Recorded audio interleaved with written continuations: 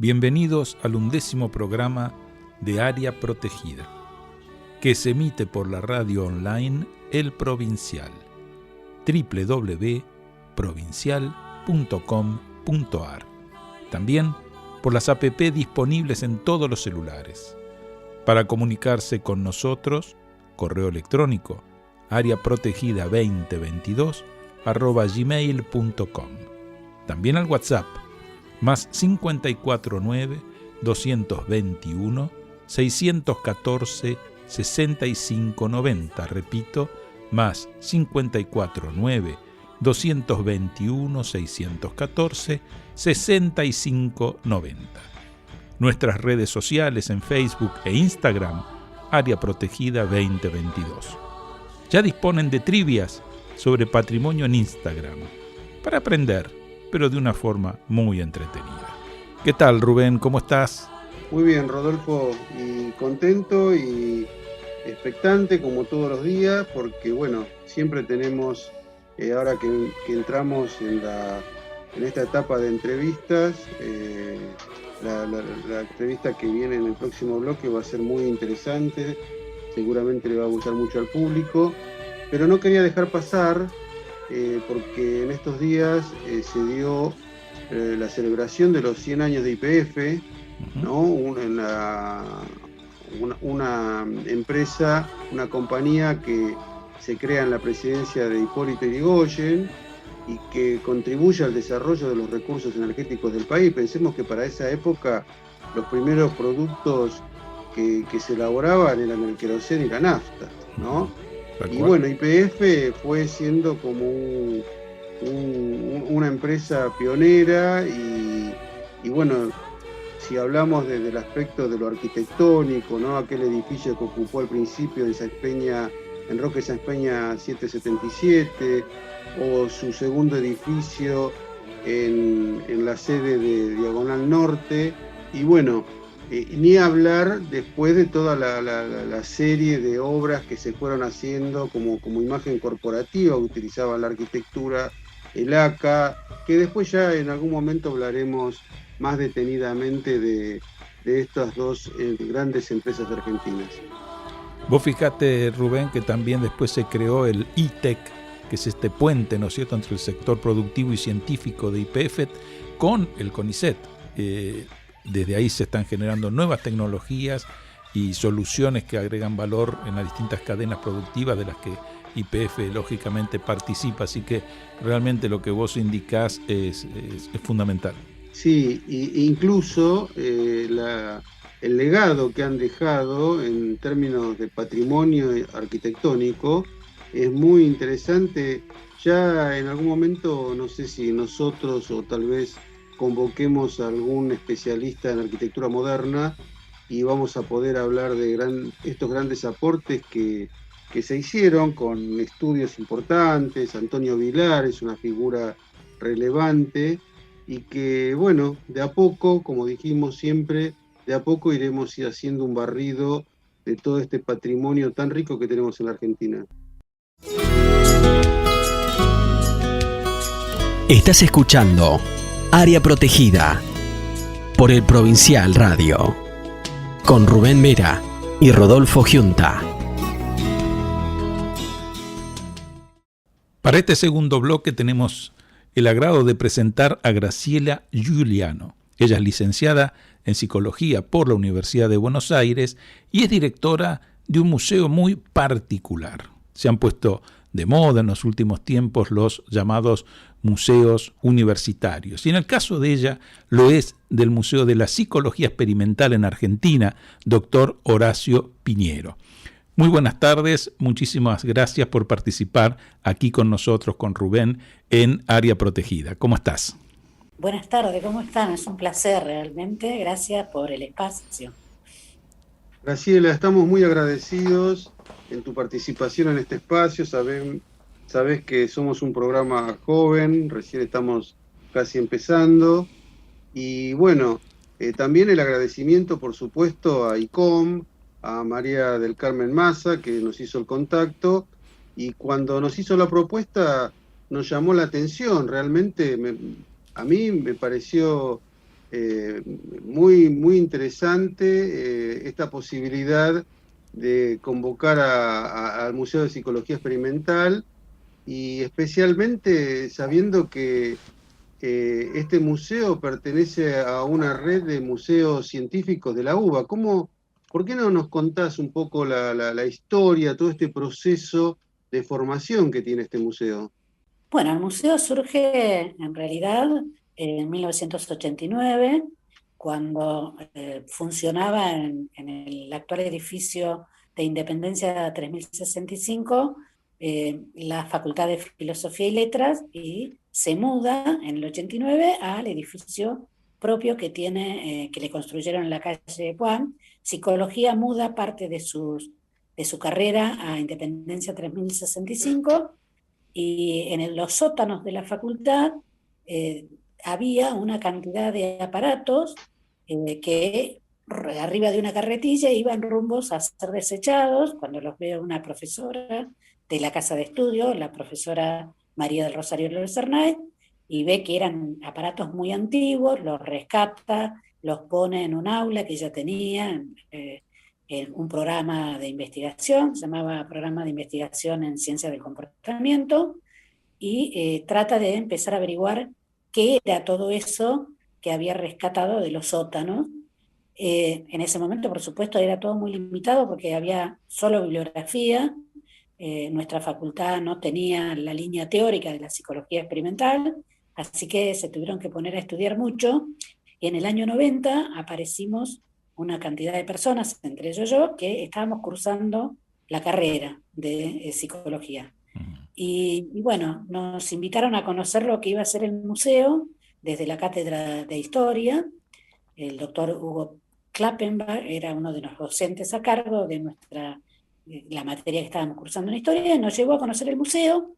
Y cuando yo vi todos esos aparatos, me ofrecí como voluntaria para tratar yo tengo además formación técnica, he trabajado mucho en fábricas, y estaba trabajando en ese momento en una fábrica y cursando la carrera de psicología, así que me ofrecí como voluntaria y comenzamos a descubrir que todos estos aparatos pertenecieron a lo que fue el primer laboratorio de psicología experimental que el doctor Horacio Piñero había fundado en 1898 en el Colegio Nacional Buenos Aires, y había trasladado en 1901 a la Facultad de Filosofía y Letras.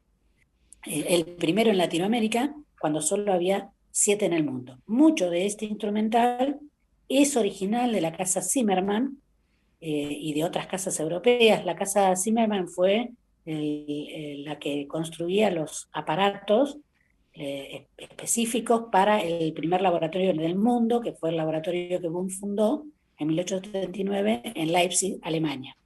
Así que la mayoría de los aparatos que se empezaron a reconstruir ahí con mucho esfuerzo y con algunos libros que por suerte también filosofía había tirado a la basura de psicología experimental, y nosotros los recogimos, pudimos reconocer mucho de este instrumental, que la idea básica fue reconstruirlo para ver qué era, qué había descubierto, cómo trabajaba el aparato, qué era lo que cuáles eran las hipótesis que proponía, y qué aplicación había tenido y si todavía tenía vigencia. Se rescató este instrumental, se puso en funcionamiento, y actualmente mucho de este instrumental se utiliza con las visitas en nuestro museo, que son interactivas porque replican la experiencia de para qué fue creado, qué es lo que mide y cuál es la vigencia actual. Nos gustaría saber, Graciela, sobre todo para el público oyente, qué tipo de instrumental estamos hablando para que se sepa, es decir, en qué se aplica esta situación de esta llamada, ¿no es cierto?, psicología experimental, y si hoy en día, digamos, esto ha avanzado en la tecnología, estos aparatos se podrían seguir usando, o cuál es la evolución que han tenido en la actualidad. Bien, algunos han avanzado, otros han avanzado en los modelos y tienen los mismos principios. Los principios siguen siendo los mismos. Por ejemplo, yo les puedo mencionar algunos que han sido muy importantes a nivel descubrimiento mundial y otros en nuestro país. taquitoscopio de Boone. Taquitoscopio de Boone es un aparato mecánico que quiere decir visión rápida, que es muy pequeñito, tiene una ventanita y lo que hace es pasar un estímulo. En este caso hemos adaptado un test de Rey, un test de palabras, y pasa una palabra por segundo, baja y sube una ventanita, se pasa por supuesto mecánicamente con el dedo. Esto pasan 10 estímulos, les damos 30 segundos para que se anoten los que recuerdan, después volvemos a pasarlo 3 veces, se dan otros 30 segundos para que en otra lista aparte, sin copiarse de la primera, anoten los que recuerden, y esto lo que grafica es, por un lado, la curva de memoria a corto plazo, o sea, la curva de trabajo, la memoria de trabajo. La memoria de trabajo tiene 2 efectos y una ley que fue descubierta en 1880 por un señor que se llamaba Ebbinghaus. Este aparatito que construyó el doctor Cattell también fue expuesto para este descubrimiento. Entonces, ¿cuáles son los principios? Los principios son que se recuerdan más las primeras palabras, de 10, se recuerdan las 3 primeras, 4, y las 4 últimas. Las del medio tienden a olvidarse. Esto dio origen al principio de recencia y al principio de primacía y la ley del olvido.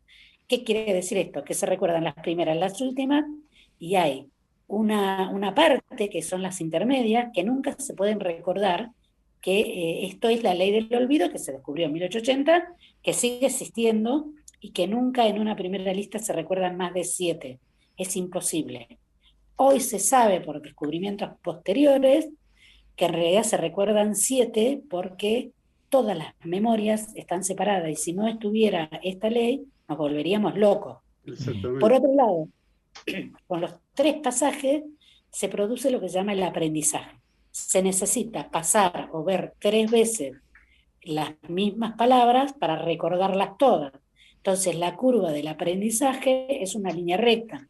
Esta experiencia, que a veces sale bien y otras no tan bien, porque uno cuando está en la muestra interactiva la gente se ríe, se copia, hace de todo. Porque en realidad esto es para hacerlo solo, no para hacerlo grupal. Pero bueno, esto lo que indica es el aprendizaje, y este aprendizaje se da con 3 pasadas y no con menos. Esto tiene todavía una aplicación clínica.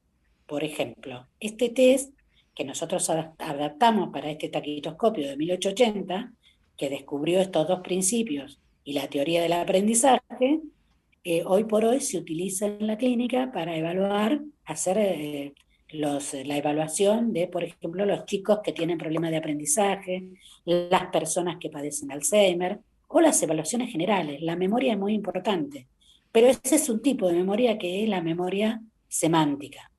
Hay otros aparatos que miden otro tipo de memoria, ¿sí? Cuando vos estabas comentando esto, me acordaba de un estudio cognitivo que me hice hace poco tiempo, porque, bueno, frente a mi estado a veces de estrés laboral, hacía que me olvidara muchas cosas y me empecé a preocupar, ¿no? De pronto, contando así una anécdota personal, yo hay materias que doy hace 20 años y me olvidé de algunos conceptos que después de tantos años de dar la materia. Y bueno, me hicieron unos estudios cognitivos y tiene que ver y está asociado con esto que vos contás, ¿no?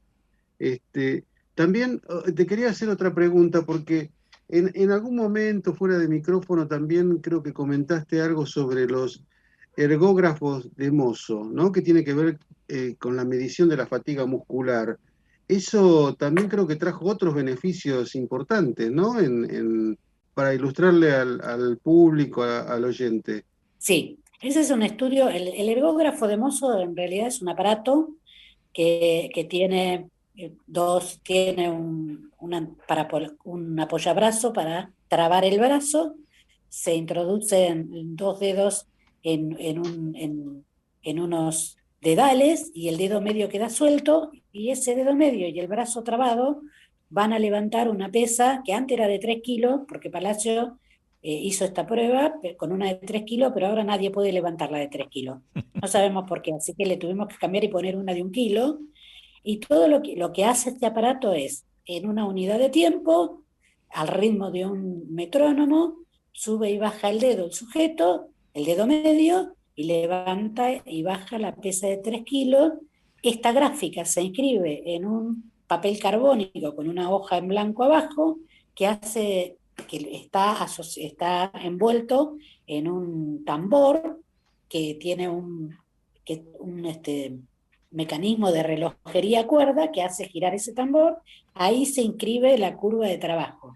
Este ergograma o esta curva de trabajo, en realidad la introduce Mozo para evaluar cuánto tardaba el dedo en agotarse en 1880, y después la utiliza acá el doctor Alfredo Palacio en 1921 para hacer su investigación sobre la fatiga laboral, la fatiga obrera.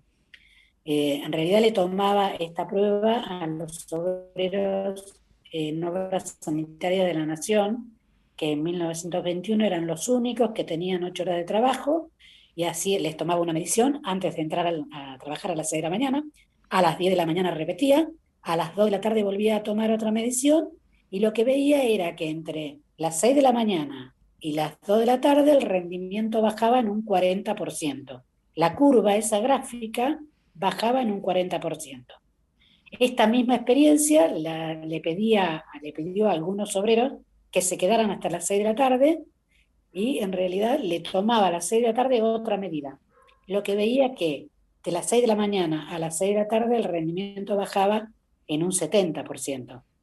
Sobre estas bases, más otras medidas que tomó, como capacidad respiratoria, iluminación, tasa cardíaca, él elabora en 1922 publica un libro que se llama La fatiga obrera y sus proyecciones sociales, que es lo que da origen a las 8 horas de trabajo. Esta investigación de Alfredo Palacio dio origen él era en ese momento diputado de la Nación, presenta su proyecto y en 1929 se sanciona la ley de 8 horas de trabajo, se reglamenta en 1933, pero entra en vigencia en el 45. En realidad, esta experiencia poco conocida se hizo en los talleres de obra sanitaria de la Nación, en un barco que se llamaba el Pampero, que estaba a orilla de estos talleres, y se hizo acá en nuestro país, y fue el origen de las 8 horas de trabajo en nuestro país. Este aparato está reconstruido, y esto es utilizado con los chicos y las personas que vienen, reavivan, siempre lo llaman la máquina de torturar, porque todo esto parece una cosa muy grotesca, ¿sí? Este tipo de ergografía hoy se hacen en computadora, ¿sí? Pero el aparato muestra que la curva es exactamente igual. Si uno en una computadora pudiera levantar una pesa de 1 kilo con un dedo, y no aguantaría más de 30 segundos o 1 minuto. ¿Sí? Se establecen competencias entre los jóvenes, pero nadie aguanta mucho tiempo. No sabemos por qué pasa eso, porque hasta 1997 la gente podía levantar con un dedo la pesa de 3 kilos. La verdad es que yo estuve en el museo entre el 90 y el 97, y después me retiré y volví recién en el 2009, porque todo esto estaba vuelto a tirar, lo habían desechado en planta baja y nadie sabía lo que era. La persona que estaba a cargo tuvo una complicación de salud y nadie sabía qué era el museo. Entonces me llamaron porque era la única persona, como había reconstruido el instrumental, que conocía que era todo esto. Claro. Así que lo tuvimos que volver a poner en funcionamiento 2 veces. No, y son, como decías, como 7 aparatos de estas características que hay pocos en el mundo, ¿no? Me imagino, Sí, porque en algún momento comentaste que se perdieron algunos en la Segunda Guerra Mundial también. Sí, en realidad nosotros tenemos 130 piezas. De las 130 piezas hay 2 tiempos de reacción, que el tiempo de reacción trabaja con llave Morse, son de 1880, uno es de la casa Bullitt, el otro es de la casa Zimmermann, que tienen luces, en realidad estímulos visuales, sonidos, estímulos sonoros, y una mano excitadora, ¿sí? Que da pequeñas descargas eléctricas. De estos, trabaja con 15 volts y 2 amperes para que la gente no se asuste. De estos tiempos de reacción, tenemos 4, y después tenemos el taquitoscopio de Boone, recuperados, taquitoscopio de Boone, ergógrafo de Mozo, 2 polígrafos a tambor de Marey, que sirven para que son mecanismos de relojería a cuerda que hacen girar tambores que sirven para inscribir las gráficas. Todo esto el doctor Piñero lo introdujo, tiene algunos hasta las estampillas de Presidencia de la Nación. El doctor Piñero los introduce entre 1901 y 1905 al país. Encontramos el archivo, los inventarios originales, manuscritos en tinta china y firmados por el doctor Piñero, uno de 1904 y el otro de 1907, y algunos otros posteriores que ya están escritos en máquinas de escribir, son más modernos, creo que de 1912 y 1944. Así que muchos de estos aparatos, que como el tiempo de reacción a voz, que es una llave de voz, que en vez de reaccionar con una llave Morse, se habla sobre una membrana, son únicos, están funcionando y se han perdido en el mundo por las distintas guerras. O sea que en Europa son europeos, la mayoría no lo tienen. Tenemos un audiómetro de 1880, que es muy pequeñito, que tiene la particularidad de tener un tornillo ahuecado, en el cual van limaduras de hierro, y tiene una bobina que excita ese tornillo y da medios tonos musicales, y además medía dos cosas. Con eso medía la fineza auditiva. Los tonos musicales era porque en los colegios se enseñaba música. Y medía la agudeza auditiva, que es la capacidad de escucha. Tiene una bobina, también otra bobina y una llave Morse, en otro punto donde uno aprieta la llave Morse y tiene un micrófono y un audífono para que cierre el circuito y salen los sonidos. O sea que tanto los medios tonos musicales como los golpecitos de llave de Morse servían para discriminar, por un lado, cuánto escuchaba el alumno, para ubicarlo en un lugar del salón diferencial para que pudiera escuchar bien la clase o lo que fuera. Y el otro, la fineza auditiva, para saber si podía reconocer las distintas tonalidades, para ver si estaba apto para aprender música. Eso hablamos de 1880, que es de 1880 el aparato.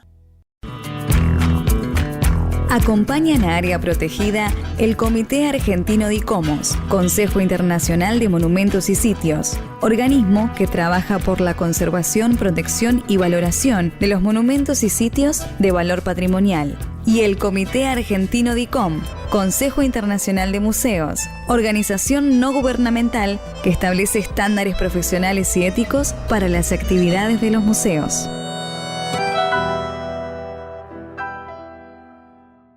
En este tercer bloque seguimos con Graciela Giuliano, que es licenciada en Psicología por la UBA y directora del Museo de la Psicología Experimental en Argentina, Dr. Horacio Piñero. Hoy estamos acostumbrados a lo digital, al electrónico, pero a fin del siglo XIX, principio del XX, era todo relojería. Sí, toda cuerda o electromagnético, mitad mecánico, mitad por magnetismo trabajaban. Por eso algunos, los tiempos de reacción son electromagnéticos, reciben. Había que transformar la corriente de la calle, que era de 110 en ese momento, a 15 volts, a corriente alterna en corriente continua, que es la corriente de la pila. Hoy llamaríamos una corriente de una pila. Entonces eso había que transformarlo mediante una cosa infernal de conexiones de reóstatos y mecanismos, bobinas, mecanismos muy... que están también, no los utilizamos, porque en realidad yo tengo que decir que yo en el 91 compramos una fuente transformadora y listo, porque si no era una locura poder hacer funcionar todo esto. Así que y el audiómetro trabaja con una pila de 9 voltios, lo hice funcionar con una pila de 9 voltios, con una batería de 9 voltios. Y todas estas actividades, todos estos ensayos que vos contás, se hacen con público de estudiantes, investigadores que van probando todas estas experimentaciones así como una actividad interactiva, ¿no? ¿Lo entiendo así? Sí, nosotros lo que hacemos es el recorrido, las visitas guiadas. Lo que llamamos visitas guiadas son, en general, colegios secundarios, que vienen, la visita dura 2 horas, más o menos, que vienen entre 25 y 30 o 35 alumnos, se le van presentando los aparatos, se van haciendo estas pruebas, los chicos interactúan con el aparato y se van se van comentando todo lo que se descubrió, la aplicación que tiene, cómo ahora está adaptado. En algún momento estos aparatos, algunos pasan a hacer test que se toman con papel y lápiz, otros no, ¿sí? Otros siguen su curso por otro lado y hay otros diseños, pero los tiempos de reacción ya no se toman con esos aparatos, pero se toman en computadora. Las palabras del taquitoscopio se toman con un programa en una computadora, ¿sí? Cómo fueron avanzando, pero todo esto en realidad sigue teniendo vigencia. Cada uno de estos aparatos dio lugar a una rama de la psicología experimental. Por ejemplo, el ergógrafo, el cual utilizó el doctor Palacio para las 8 horas de trabajo, le da, aplica la psicología experimental a lo que es la jurisprudencia. El taquitoscopio de Boone aplica, que estudia curva de memoria y curva de aprendizaje, permite todo lo que se elabora a través de la teoría del aprendizaje, psicología cognitiva hoy.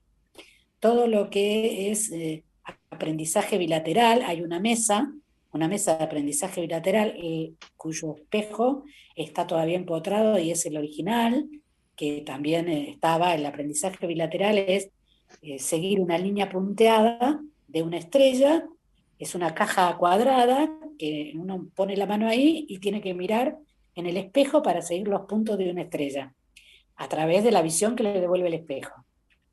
Esto, además de ser muy divertido, es muy complicado porque es un test que actualmente se utiliza, y ahora les explico qué surge de ahí, pero es muy difícil de poder hacerlo porque el espejo desorienta, uno agarra para otro lado, tiene una flecha que indica, pero la gente produce algo que se llama persistencia del error, ¿sí? Y se queda ahí haciendo el mamarracho, y además nosotros damos 1 minuto. La prueba es de 20 minutos por cada estrella.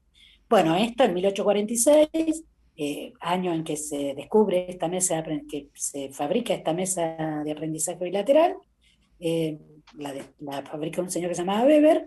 Lo que trataba de estudiar era quién aprendía, si el brazo o el cerebro. Lo que descubre es que cuando él hacía 10 estrellas con su mano hábil y pasaba su mano inhábil, podía hacer la estrella sin ningún error, sin salirse del punteado, y ahí se descubre lo que se llama aprendizaje bilateral, o sea, la transferencia del aprendizaje de una mano a otra, de la mano a los pies, de los pies a la boca. Este es lo que hacen los pintores sin mano, pueden pintar con la boca porque existe este tipo de aprendizaje. Y en 1996, Giacomo Rizzolatti gana el premio Nobel por el descubrimiento de las células espejo. Podemos tener esta función porque tenemos neuronas en espejo, ¿sí? Entonces todo esto está actualizado, se sabe por qué se puede hacer esto, y se sabe que si se atrofia esta memoria, ¿sí? Se puede compensar con otras, no se recupera, y que es independiente de la memoria semántica, y que es independiente de la memoria de rostros. Se van descubriendo todas estas cosas. ¿Y para qué sirvió esta mesa? Hoy, ¿para qué se utiliza? Se utiliza en lo que se llama psiconeurología para rehabilitar funciones. Las personas que han tenido ACV o que han perdido un miembro y necesitan utilizar el otro, se les hace hacer un test muy similar a la estrella punteada, ¿sí? Hasta que pueden manejar, recobrar o tener su actividad con el miembro que le quedó que no era hábil. Le dan la habilidad a este tipo de miembro, ¿no? O sea que se hacen recuperaciones neuropsicológicas o psiconeurológicas, como les quieran llamar. ¿Por qué no le decimos al oyente los horarios y la dirección de este museo? ¿Se pueden hacer visitas individuales, no? ¿O tiene que ser simplemente, o solo con escuelas?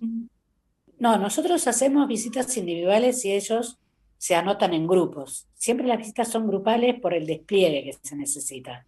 Pero sí estamos, por ejemplo, en la noche de los museos con alguna de estas réplicas. Solemos estar con el Museo de la Deuda Externa, porque nuestra facultad no abre, nuestro museo está en el 3er piso.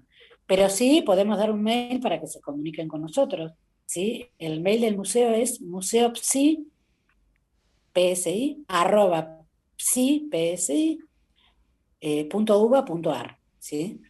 Ese es o museopsi@yahoo.com.ar. Ese es otro de los mails del museo.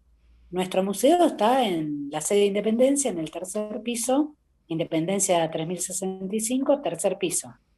El tema es que no está abierto al público porque solamente coordinamos las visitas para poder hacerlas grupales porque además hay, como en todos los museos, hay muy poca gente. Claro. Hay una chica más, yo, y ahora está en una chica que vino como voluntario, que esperemos que se quede con nosotros, ¿sí? Y que poder ponerla como planta, no como planta permanente, pero sí como planta dentro del museo, ¿no? Así que bueno, la institución del museo es bastante compleja en este sentido. Es mucho trabajo. También trabajamos algo que no les dije, que me encantaría que supieran, porque este es uno de nuestros nuevos destinos, es que nosotros hemos ido a escuelas rurales con réplicas de la instrumental. Porque hay dos materias, Historia de la Psicología Cátedra 2 y Metodología de la Investigación Cátedra 1, que hacen, hay comisiones que hacen talleres en el museo y hacen réplicas para hacer su investigación, tanto su investigación histórica como su investigación metodológica. Esas réplicas las donan al museo y cuando el museo va a escuelas rurales lleva estas réplicas y las deja en las escuelas, más allá de hacer todo el despliegue, mostrar con chicos de primario, chicos de secundario que no van a poder acceder nunca a venir al museo, nosotros llevamos esta réplica junto con algún pequeñito original como el taquiroscopio de Boone, hacemos pruebas con los chicos, les hacemos ver lo que es el museo, les llevamos parte de nuestro patrimonio en un video y la verdad es que estas actividades prenden muchísimo, muchísimo. Así que bueno, eso es importante también que lo sepan las escuelas rurales. Bueno, me parece fantástico, Graciela, lo que comentaste es muy, muy interesante y es sorprendente todos estos estudios que se han hecho con una tecnología que hoy nos parece antiquísima, pero bueno, a principios del siglo XX eran instrumentos de vanguardia, ¿no? Eran absolutamente avanzados. Era tecnología de punta. Exactamente. Bueno, Graciela, seguramente en algún otro momento te vamos a volver a convocar para que nos cuentes algunos funcionamientos de otros 130 y tantos instrumentos, dijiste, ¿no? Que tenían en el museo. Sí, 136 piezas tenemos, algunas más, pero ya son réplicas, así que sí, tenemos 136 piezas, de las cuales en tareas interactivas utilizamos no más de 20, porque si no nos volvemos locos, ¿no? Tenemos mezcladores de colores, pesas de ilusión. Qué interesante, hermoso. La verdad, cajas porque todo eso después se asocia a un estudio de la psicología, ¿no? Sí, es todo estudio de la psicología. Todo es estudio de la psicología. Es bueno, todo Graciela, te agradezco muchísimo. No sé, Rodolfo, si vos querés hacer algún comentario. No, simplemente felicitarla a Graciela, me encanta la pasión, porque los museos universitarios, digamos, han entrado en escena hace muy poco. Ella justamente mencionaba muy bien cómo han ido incorporándose a la Noche de los Museos. Yo que viví todo el proceso, fue una alegría muy grande, porque comenzó a haber cantidad de visitas que se hacían, por ejemplo, a Ciudad Universitaria, donde hay tantas facultades y cada una está haciendo su museo. Esto se está realmente difundiendo mucho. Ya en el 2021 se había hecho el segundo Congreso Sudamericano de Museos Universitarios, habían empezado allá por el 2018, y realmente creo que tienen mucho para dar. Y es fascinante, es decir, todo lo que nos contó recién Graciela y la difusión es fascinante. Sí, en realidad nosotros organizamos el primer Congreso Universitario de Museos en el 18, en el Centro Cultural Roja. Organizamos el encuentro en el 20, y en el 21 hicimos el segundo Congreso de Museos, y en el 23 vamos a hacer el tercer Congreso Sudamericano de Museos Universitarios. Está organizado por el Museo de Psicología y la Secretaría de Extensión, Cultura y Bienestar Universitario de nuestra Facultad de Psicología, donde pertenece el museo. Les aclaro esto porque es algo que también dentro de estos objetivos organizamos nosotros. Somos los que organizamos ese congreso. ¿Y participan museos de otras provincias y universidades de otras provincias también? Sí, nacionales e internacionales participaron, de Internacional. España, México, Chile, sí, lo hicimos sudamericano, después nos arrepentimos porque nos escribían de México, de España, a ver si podían, sí, participan todos. Así que fue muy bueno, con mucho éxito fue, tanto el primero que fue presencial, como el encuentro, como el segundo museo que fue por Zoom, porque nos agarró plena pandemia. Claro, claro. Así que el tercero esperamos hacerlo presencial. Después le mandamos la invitación. No, Sí, es y importante para que nosotros desde Área Protegida podamos difundir estas actividades, porque realmente son de un interés muy grande. Yo creo que a partir de escuchar este programa mucha gente va a estar interesada en poder acercarse, porque lamentablemente muchas veces no se tiene idea de que existen. Es decir, este tipo de instrumental, cómo se lo ha aplicado, y realmente dar a conocer esto con las consecuencias, esto que vos decías de Palacio, el uso de este instrumental para determinar cosas tan importantes como el hecho de las 8 horas de trabajo, realmente es algo fantástico y realmente creo que es muy importante que se sepa, digamos, es muy importante que se pueda difundir. Así que siempre que tengas algo que nosotros podamos desde Área Protegida difundir, ya sea congreso o algún tipo de actividad en especial, realmente vamos a estar muy gustosos de hacerlo. Muchas gracias, la verdad les agradezco mucho. Sí, los vamos a estar molestando, mandándoles información. Así nos difunden. Les No. agradezco sí, no. muchísimo y bueno, quedo a disposición de ustedes. Ya estamos en este cuarto y último bloque de Área Protegida y queríamos comentar, porque hace muy poquito, exactamente el 8 y 9 de junio de este año, se hizo en horario de Lisboa una antesala virtual para el 10º Encuentro Iberoamericano de Museos. Esto nos parece muy interesante porque esta reunión se va a terminar haciendo en septiembre, el 10º encuentro que va a tener de Ibermuseos, que están participando una cantidad de instituciones muy grandes. Desde el 2007 este programa Ibermuseos está realizando encuentros iberoamericanos de museos, que son espacios de integración y construcción conjunta para el reconocimiento y puesta en valor de los museos iberoamericanos. Así que en ese sentido vamos a tratar de ponernos en contacto con personas de esta institución que tiene su sede en Lisboa y tratar de poder antes de septiembre brindar alguna información al respecto. Acompañan a Área Protegida el Comité Argentino de ICOMOS, Consejo Internacional de Monumentos y Sitios, organismo que trabaja por la conservación, protección y valoración de los monumentos y sitios de valor patrimonial, y el Comité Argentino de ICOM, Consejo Internacional de Museos, organización no gubernamental que establece estándares profesionales y éticos para las actividades de los museos. Y bueno, en esta gran diversidad de museos que decís, yo estoy más que contento y satisfecho, y fue realmente interesante y muy ilustrativo lo que contó recién Graciela Giuliano del Museo de la Psicología Experimental. Todos estos museos universitarios que pertenecen a la red de museos universitarios son realmente maravillosos, y ni que hablar, y aprovecho para agradecerle a Cristina Vinceta, la guía de los museos, que me regaló esta guía que está organizada por Musas. Musas es museos y asociaciones, que agrupa a todos los museos de la región de La Plata, Berisso, Ensenada y Magdalena. Y si uno se pone a pensar, sorprende la cantidad de museos que hay en la región, ¿no? Son cerca de 50. Me acuerdo que cuando se hizo la celebración de la Noche de los Museos acá en la región, bueno, había circuitos con museos de todo tipo, desde el Museo del Servicio Penitenciario Bonaerense, el Museo de Astilleros Río Santiago, el Museo de la Soda y el Sifón, que es absolutamente llamativo, bueno, del Club de Estudiantes, bueno, tantos museos, ni hablar de Ciencias Naturales de acá de La Plata.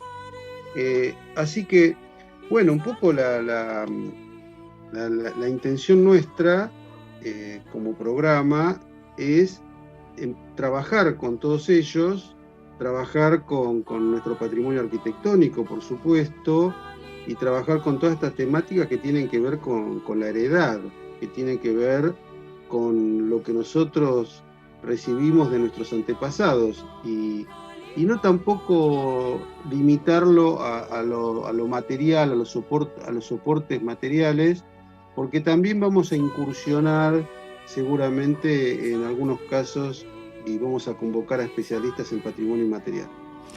Pero bueno, realmente más que satisfecho con todo este recorrido que venimos haciendo y también con la participación de los oyentes, del público, con las trivias, ¿no? Que también merecen un renglón aparte, porque, bueno, son un entretenimiento como para remover un poco las neuronas y tratar de recordar algunas cosas que alguna vez hemos visitado, recorrido, y que sirven para enriquecer un poco el conocimiento histórico, ¿no?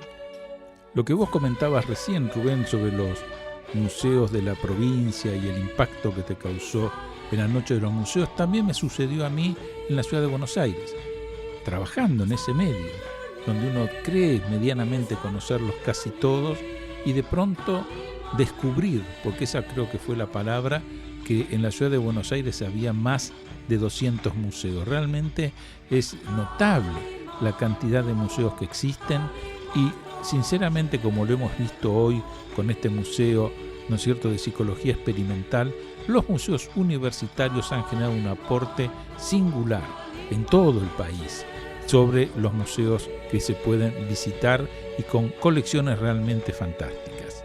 Además, la Comisión Nacional de Monumentos, de Lugares y Bienes Históricos del Ministerio de Cultura está lanzando en estos momentos la tercera edición de este curso gratuito online que es Patrimonio Arquitectónico Argentino.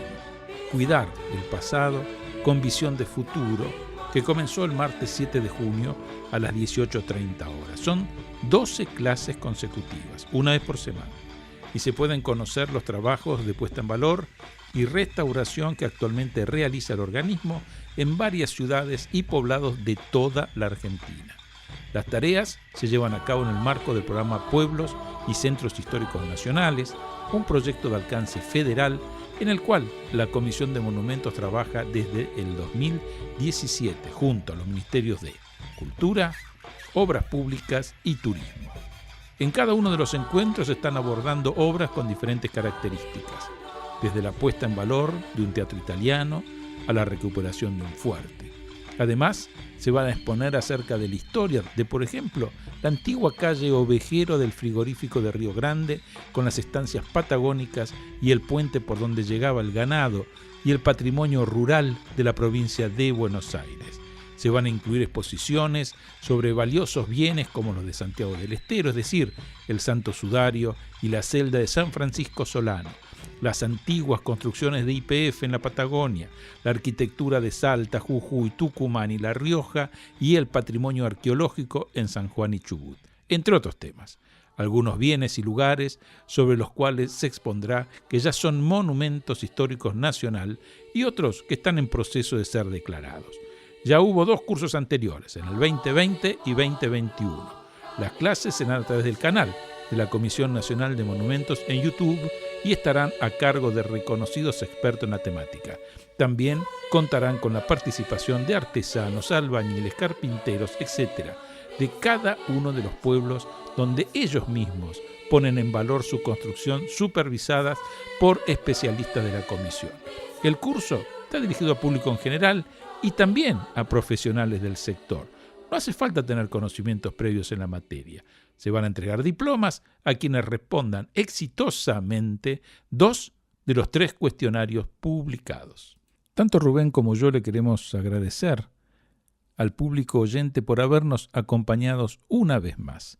Y como siempre, ya casi es una costumbre, el lunes próximo nos volvemos a encontrar aquí, en Área Protegida.